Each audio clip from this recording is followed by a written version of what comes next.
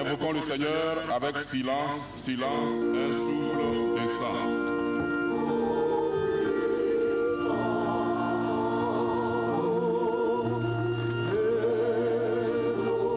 Nous nous sommes égarés et nous nous sommes éloignés de tes sentiers comme des brebis perdues. Nous avons trop suivi les projets et les désirs de notre propre cœur.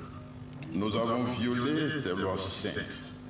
Nous avons négligé de faire les choses que nous aurions dû faire et nous avons fait ce que nous aurions dû ne pas faire. Il n'y a rien de saint à nous. Ô Seigneur, aie pitié de nous, misérables pécheurs. Épargne, ô Dieu, ceux qui te confessent leurs fautes. Relève ceux qui se répandent selon les promesses que tu as faites aux hommes dans le Christ, Jésus notre Seigneur. Accorde-nous, ô Père très miséricordieux, pour l'amour de ton Fils, de vivre désormais une vie de piété, de justice et de sobriété à la gloire de ton Saint-Nom. Amen.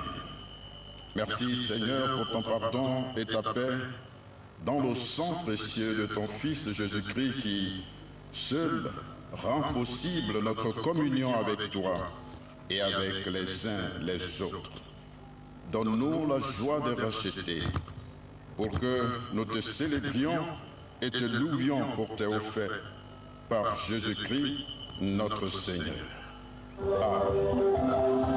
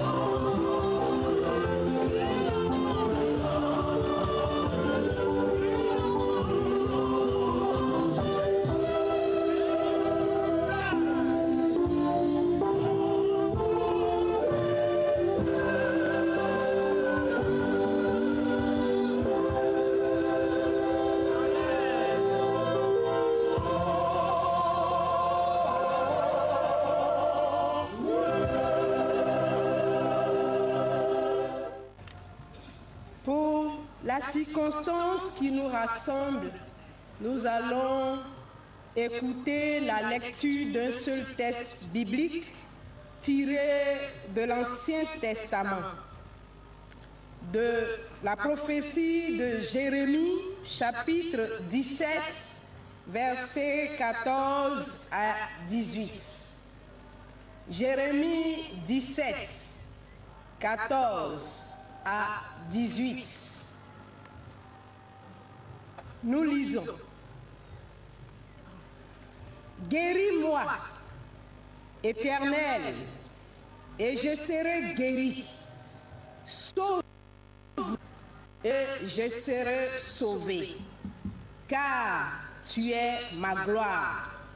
Voici, ils me disent, où est la parole de l'Éternel? Qu'elle s'accomplisse donc. Et moi, pour t'obéir, je n'ai pas refusé d'être pasteur. Je n'ai pas non plus désiré le jour du malheur, tu le sais. Ce qui est sorti de mes lèvres a été découvert devant toi. Ne sois pas pour moi un sujet d'effroi, toi, mon refuge au jour du malheur. Que mes persécuteurs soient confus et que je ne sois pas confus, qu'ils tremblent et que je ne tremble pas moi. Fais venir sur eux le jour du malheur, frappe-les d'une double plaie. Seigneur, ta parole est la vérité, sanctifie-nous par elle. Amen.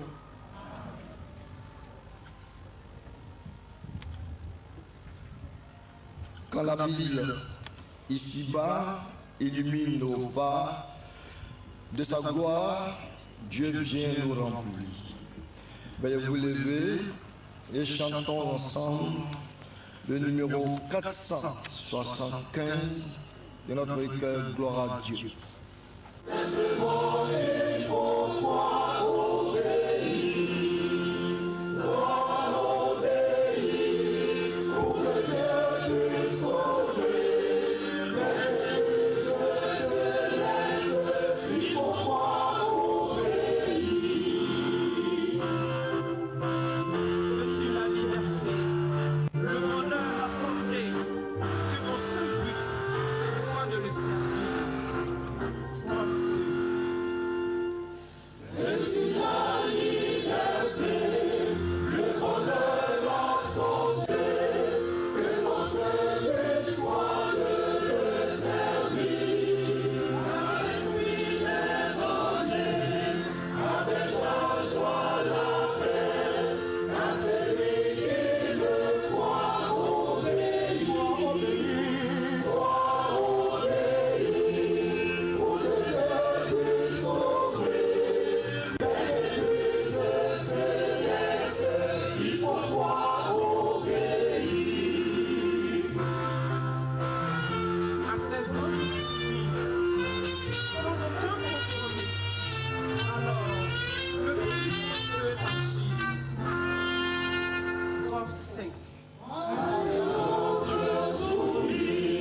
Sans aucun compromis, alors que nos Christ semble agir, il nous ouvre les flots, fait tomber Jéricho, simplement il faut croire. Veuillez vous asseoir et prions le Seigneur.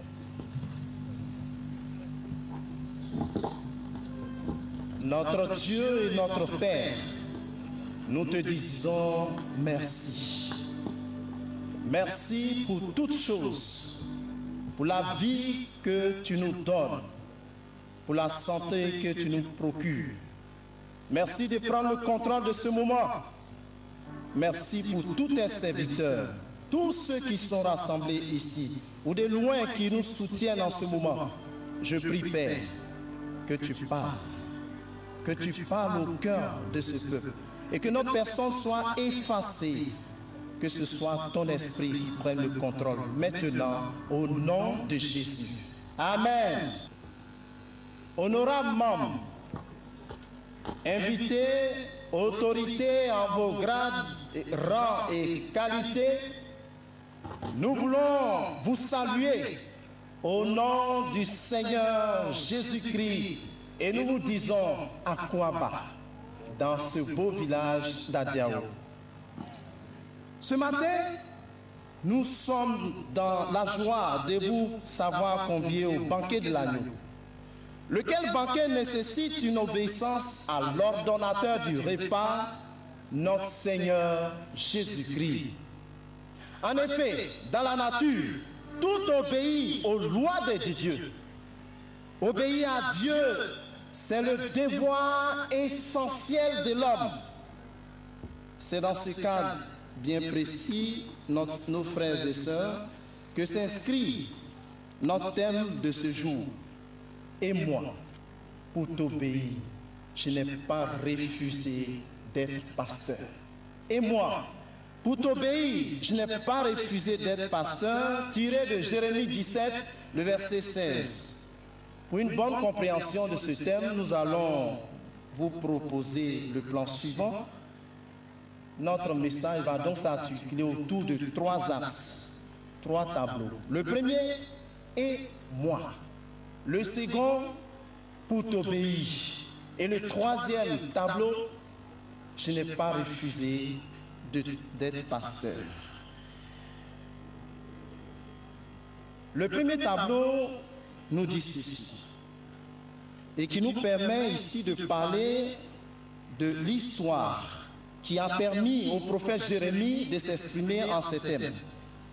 L'histoire de Jérémie couvre 40 années de l'histoire biblique, depuis son appel, la 13e année du règne du roi Josias, 626 avant Jésus-Christ, jusqu'à la chute de Jérusalem en 587 avant Jésus-Christ. Jérémie, dont le nom signifie Yahweh ou Yahvé exact ou fond, prophétisa durant 4 décennies sous les 5 derniers rois de Juda, à savoir Josias, Joas, Joachim, Joachim et Sédécias. Il était originaire d'Anatote, village situé à une demi-heure de route, à 1h30 de marche au nord-est de Jérusalem, sur le territoire de Benjamin et en bordure de la profonde dépression du Jourdain.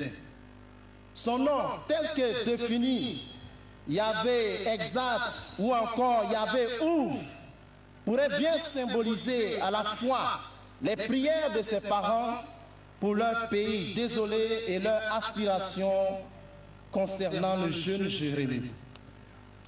Jérémie a été certainement élevé dans le désarroi lié aux persécutions et aux apostasies des rois Manassé et Amon. Formé aux lois d'Israël et nourri des enseignements d'Ésaïe et d'autres prophètes du siècle passé. Aussi, il grandit dans une famille sacerdotale, pieuse. Jérémie 1, verset 1. Lorsqu'il est appelé au ministère prophétique, il est encore très jeune. Si le modeste Jérémie veut simplement décrire son immaturité spirituelle et sociale, le mot hébreu traduit en français pourrait signifier qu'il n'avait pas l'âge habituel d'un prophète, c'est-à-dire une vingtaine ou une trentaine d'années. Jérémie grandit dans une atmosphère de tensions politiques internationales et de déclin religieux national. Mais cette situation peut-elle empêcher le jeune Jérémie d'obéir à la voix du Seigneur? Écoutons donc le descriptif du tableau 2. Pour t'obéir. Pour t'obéir. L'Écriture sainte constate et légitime au regard du croyant l'obéissance qui est à la base de la plupart des rapports que les hommes ont entre eux. Au-delà, l'homme doit une obéissance totale à Dieu. C'est pourquoi, selon le plan divin, tout le long et patient effort de Dieu a tendu vers ce but. Réapprendre à l'homme, oui, réapprendre à l'homme à obéir. Ainsi, dans ce chapitre 17 du livre de Jérémie, l'auteur stigmatise le péché de son peuple en ces termes. Le péché de Judas gravé dans le cœur, écrit avec un burin de fer, avec une pointe de diamant, gravé sur la table de leur cœur, sur les cornes de leurs autels, montre à quel point le péché de son peuple est si grave. Le faisant, Judas allume le feu de la colère de Dieu, ce feu qui brûlera toujours. Mais Dieu aime son peuple. Dieu aime son peuple, fait son diagnostic et montre à quel point le cœur de l'homme est tortueux par-dessus et il est méchant. Oui, Dieu aime ses enfants. Il les délivre de leur souffrance. Dieu aime ses enfants. Il les délivre de leur souffrance. Quand il n'y a plus d'espoir, abandonné et méprisé, crois et sois confiant.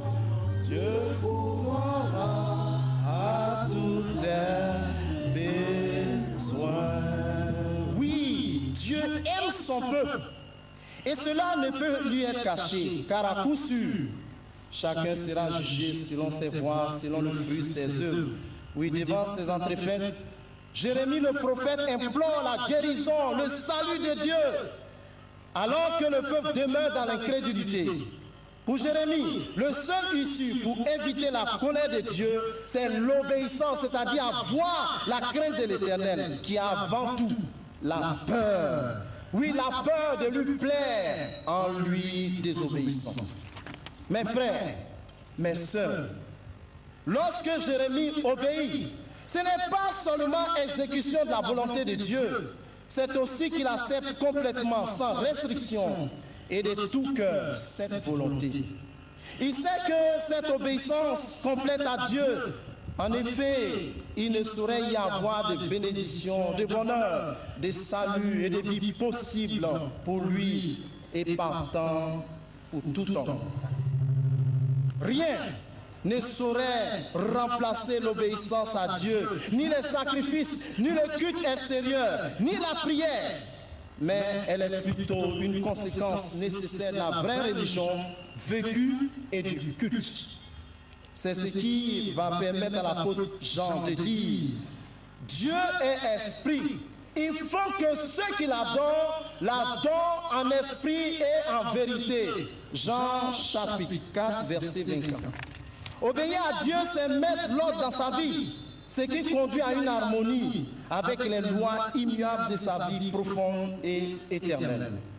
Notre Maître Jésus, le modèle parfait, lui aussi a obéi à Dieu, quand bien même il avait les mêmes gloires, les mêmes honneurs. Jésus est resté obéissant jusqu'à la mort. Et la Bible dit jusqu'à la mort de la croix.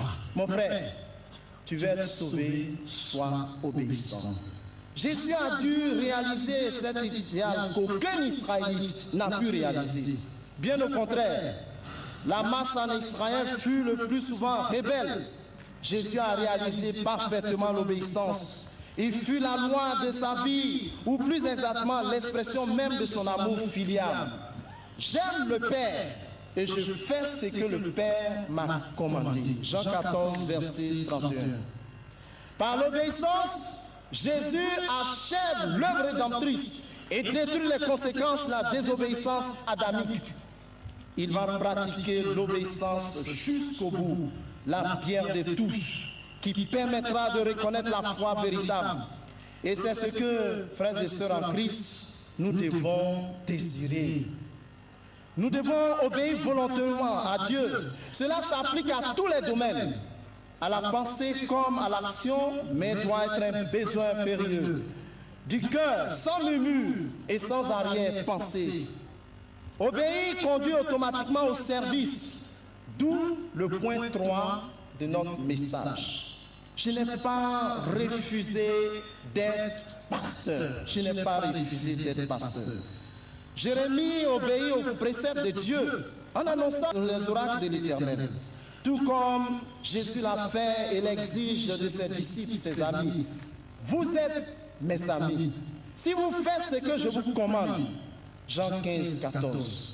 Obéir à Dieu est la pierre de touche qui permettra de reconnaître en effet la foi véritable, frères et sœurs en Christ. Ne pas refuser d'être pasteur, c'est accepter de faire de Christ son ami personnel. Jésus ayant payé le prix de nos péchés, les actes qui nous condamnaient, il les a livrés en spectacle. Ainsi donc, nous qui étions bannis du royaume, nous avons un libre accès, une libre entrée dans le sanctuaire par le sang de Jésus. Alléluia. Sachons que Jésus est établi sur la maison de Dieu comme souverain sacrificateur. C'est pourquoi nous sommes invités à nous approcher de lui avec un cœur sincère dans la plénitude de la foi, les cœurs purifiés d'une mauvaise conscience et le corps lavé d'une eau pure. Les cœurs étant purifiés, nous pouvons affirmer notre fidélité à la vocation que l'Éternel nous a adressée. Notre rôle en tant que pasteur, c'est de transmettre les oracles de l'Éternel à son peuple, au peuple labouré en particulier. Il nous faut abandonner les actes qui sont contraires à la parole de Dieu, c'est-à-dire l'idolâtrie, les adorations des esprits de mort, des eaux, les consultations des devins, la divination, le fétichisme, la pratique, la sorcellerie, le vol, le mensonge, la compromission. Parce que beaucoup d'entre nous font la compromission. C'est-à-dire, nous n'avons pas mélangé la vie chrétienne et la vie du monde. L'alcoolisme, en un mot, le péché sous toutes ses formes. Notre mission est d'éclairer le village, la ville, le pays, par l'annonce de l'évangile avec puissance, afin de dépeupler, je dis bien, dépeupler le camp du diable et peupler le royaume des cieux. Alléluia! Nous avons reçu cette mission pour dépeupler le camp du diable et peupler le royaume des dieux. C'est à chacun de nous que cela est confié. Car beaucoup d'entre nous, beaucoup sont encore dans le monde des ténèbres. Nous avons pour mission de les faire sortir de là. Car Jésus a dit, je vous ai donné le pouvoir de marcher sur les serpents, les scorpions et sur toute la puissance de l'ennemi. Et rien ne pourra vous nuire. Nous avons ce pouvoir. N'ayons pas peur, car Dieu prend soin de nous. En effet, Dieu ne désire pas la mort de celui qui meurt, mais qui se convertisse et qu'il vive. Nous sommes appelés à vivre, oui, à vivre éternellement avec Dieu et avec son Fils Jésus-Christ, puisque nous partageons le même héritage avec lui. Nous avons reçu mandat de conduire le peuple vers pâturage, afin qu'il ait la nourriture en abondance. Accueillons donc les paroles de l'Éternel, dévorons-les, afin qu'elles fassent la joie et l'allégresse de nos cœurs. Notre joie est encore plus grande, puisque le salut ne se trouve en aucun autre, si ce n'est qu'en l'Éternel seul.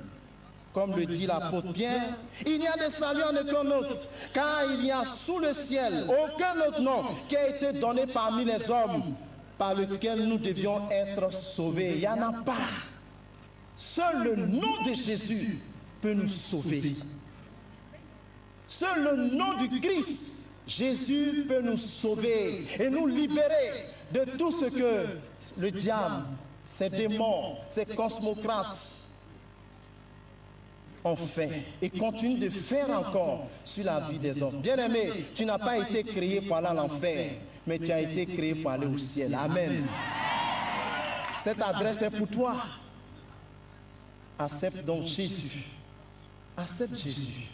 Et tu iras au ciel. Il y a assez de place. Assez. Ne pas refuser d'être pasteur, c'est d'accepter de se mettre au service de Dieu et de son royaume. Et de ce fait, nous affirmons simplement notre fidélité à la vocation à nous adresser par l'Éternel, savoir conduire, paître le troupeau de Dieu, prendre soin des brebis, les protéger, prier afin de les arracher des mains de Satan. Tout pouvoir m'a été donné dans le ciel et sur la terre. Jésus l'a dit en Matthieu 28, verset 18. Le Seigneur Jésus a décidé, c'est une décision divine, de ramener les hommes dans le service de Dieu en s'offrant lui-même comme serviteur. Non pas pour être servi, mais pour servir les autres. Matthieu 20, les versets 28. De ce fait, il nous associe à cette œuvre, nous, en tant qu'humains, ce que nous sommes. Qui suis-je pour que Dieu puisse m'associer à son programme divin et en faisant de moi un pasteur? Qui suis-je? Qui suis-je? Frères et sœurs, Dieu nous aime. Alléluia. Il vous aime tel que vous êtes. Il nous aime tous, sans exception. S'il n'y a plus d'espoir pour toi, crois, parce que l'espoir est en Jésus et Jésus seul. Ne sois plus troublé par quoi que ce soit, mais confie-toi au Seigneur. Il nous confie à son œuvre et nous invite à célébrer l'Éternel qui nous éveille chaque matin. Ouvre nos oreilles pour que nous écoutions attentivement, comme un disciple fidèle, la voix de son Dieu et nous donne une langue exercée, capable de relever par sa parole les âmes abattues. Et pour moi, pour lui obéir, je n'ai pas refusé d'être pasteur. Et toi, mon frère, et toi, ma soeur, que décides-tu pour obéir à Dieu? Que décides-tu? En effet, l'an 82, le Seigneur m'a appelé. Je n'étais qu'un jeune, très jeune. Et Dieu m'a permis de le connaître. C'est vrai que mon père m'a conduit dans l'église, mais j'ai fait la rencontre personnelle avec Jésus. Juste dans les années 85, le 28 décembre. C'est à dessein que cette date a été choisie. Je voudrais dire merci au Seigneur qui a inspiré le très révérend Philippe Agdobi, l'église d'Adiao, mes parents, et qui ont décidé de la date du 28. Peut-être en le faisant, ils ne le savaient pas. Mais je voudrais le dire que c'est un 28 décembre à Esplo, 1985, avec le pasteur Imen André, qui a été mon père dans la foi, et le prédicateur James Begré, qui nous a devancés dans le royaume. Nous étions à l'hôtel Ivoire. Là, nous faisions cette expérience personnelle avec le Christ. Et tout est parti de là. Tout a déclenché en nous. Nous avons poursuivi notre chemin. Nous nous sommes adressés à un frère, un aîné, et nous lui avons dit, nous sentons la vocation d'être pasteur. Il a dit, va être prédicateur d'abord. Alors nous avons trouvé ce chemin trop long, parce qu'être prédicateur, c'est une affaire de 4 ans. C'était trop long pour nous. Mais Dieu est Dieu. Il lui a plu de nous permettre d'accéder à la prédication. La première fois où je montais sur la chaire pour prêcher, c'est ici à Diao, en 1990, où le doyen de l'église, le doyen des prédicateurs m'a dit, jeune homme, à cette fête de la jeunesse, s'il y a des anciens qui sont là, ceux qui se rappellent, les parents, et qui étaient au culte, à cette fête de la jeunesse, tu vas prêcher. J'ai dit, mais je ne sais pas prêcher. Je n'ai jamais prêché, je ne suis jamais monté sur... Il dit, tu vas prêcher. Mon père biologique, Nobu Daniel, était encore vivant. Je l'ai vu, je dis, mais papa, il faut m'orienter parce que je ne sais pas comment on prêche. Et nous avons travaillé. Nous avons prêché ce jour ici, dans ce temple à Diao. Et les frères de l'église catholique étaient là. Nous avons magnifié le nom du Seigneur. C'est de là qu'est partie notre prédication. Et à Port-Boué, où nous avons vécu tout le temps, jusqu'à ce qu'en 2010, Donc je vais passer toutes les situations difficiles parce que quand Dieu vous appelle, il y a un temps de formation. Alors, nous sommes passés dans le creuset de la formation. En 2010, nous présentions le concours de l'ISTA et par la grâce de Dieu, nous y sommes entrés. Et nous avons fait notre formation et puis, du moins en 2006 et en 2010, après la formation, nous avions été affectés à Nibilikro pour servir le Seigneur. Non seulement à Nibilikro, mais dans ce district missionnaire et partout dans la Côte d'Ivoire. J'ai voulu résumer cela pour nous permettre de comprendre que lorsque Dieu vous appelle, quel que soit ce que vous voulez faire, quelle que soit votre volonté, mais sa volonté s'accomplira toujours.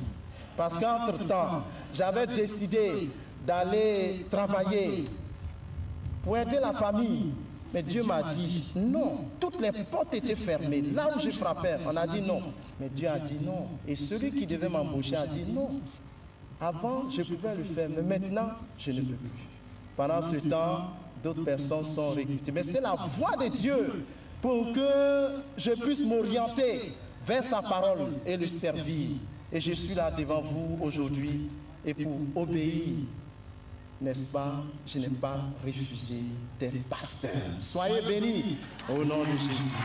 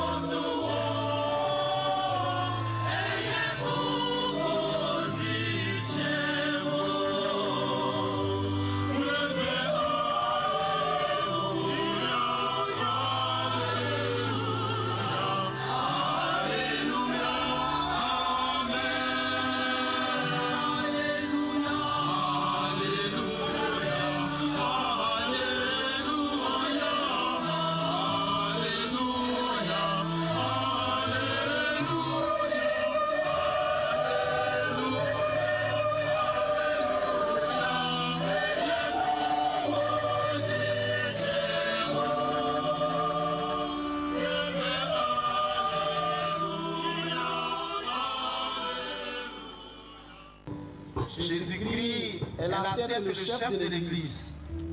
C'est de lui que le corps tout entier tire son accroissement, selon ce qui convient à chacune de ses parties et grandit dans la charité. Il y a un seul corps et un seul esprit.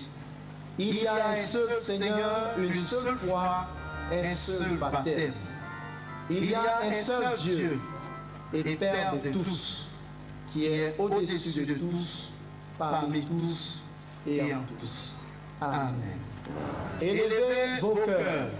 Nous les élevons vers le Seigneur. Rendons grâce au Seigneur notre Dieu. Il est raisonnable et juste de le faire. Il est juste, convenable que nous te bénissions et que nous te rendions grâce. Seigneur, Dieu Tout-Puissant, Créateur de toutes choses et source de la vie. Tu as fondé ton Église sur l'éternelle pierre des langues, Jésus-Christ, notre Sauveur. Tu l'as maintenu de siècle en siècle au milieu des ténèbres de ce monde comme un flambeau qui éclaire. Dans les temps d'oubli et d'ignorance, tu n'as cessé de donner à ta vérité des confesseurs et des martyrs. Tu nous as éclairés de ta parole et tu nous appelles à être tes enfants d'adoption, justifiés par la foi en ta grâce qui seule sauve et régénère. Tu nous permets de t'offrir un culte en esprit et en vérité, et de confesser devant les hommes notre foi et notre espérance.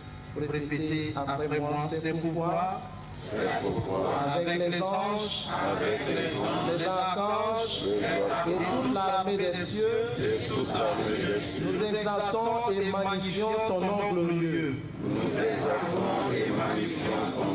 Que gloire a toujours et disant. Saint, Saint, Saint est le Seigneur. L'éternel des armées. Les cieux et la terre sont remplis de ta gloire. Les cieux et la terre sont remplis de ta gloire. Gloire à toi, ô Dieu très haut. Gloire à toi, ô Dieu très haut. Amen. Amen. Frères et sœurs, veuillez vous asseoir. Approchons-nous du Seigneur et recueillons-nous devant sa face.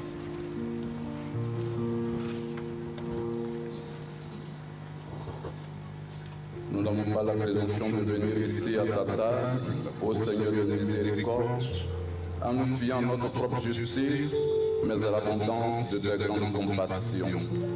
Nous ne sommes pas dignes de recueillir même les miettes qui tombent de ta table. Mais tu es toujours le même, Seigneur, et ta nature est de faire miséricorde. Accorde-nous donc, Dieu clément, de recevoir par la Fils, notre Sauveur Jésus-Christ, de telle manière que ce pain que nous allons rendre soit pour nous la communion à son corps, et que cette eau de bénédiction pour laquelle nous rendons grâce soit la communion à son sang, et que nous demeurions toujours en lui et lui en nous. Amen. Jésus, dans la nuit où il fut livré, prit du pain,